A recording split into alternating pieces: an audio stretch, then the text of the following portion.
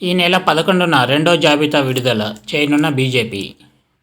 మరికొన్ని నెలల్లో దేశవ్యాప్తంగా లోక్సభ ఎన్నికలు జరగనున్నాయి.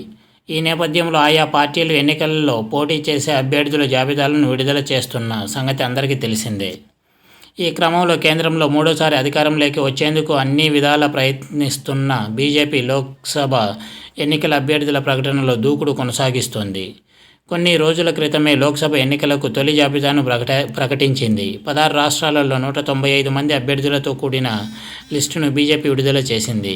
ఇక తొలి జాబితాను విడుదల చేసిన ఆ పార్టీ ఈ నెల 11న రెండో జాబితా వెలువరించనుంది.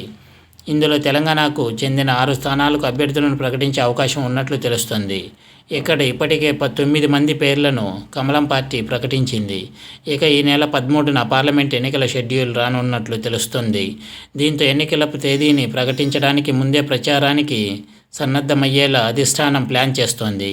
ఇటీవల రాజస్థాన్, మధ్యప్రదేశ్, ఛత్తీస్గఢ్ ఇలాగే ఈసీ ప్రకటనలకు ముందే అభ్యర్థులను ప్రకటించి ప్రత్యర్థుల కంటే ముందే ప్రచారం మొదలుపెట్టింది. అది మంచి ఫలితాలు ఇవ్వడంతో మరోసారి అదే ప్లాన్ అమలు చేయాలని బీజేపీ చూస్తోంది. ఇది వ్యూవర్స్.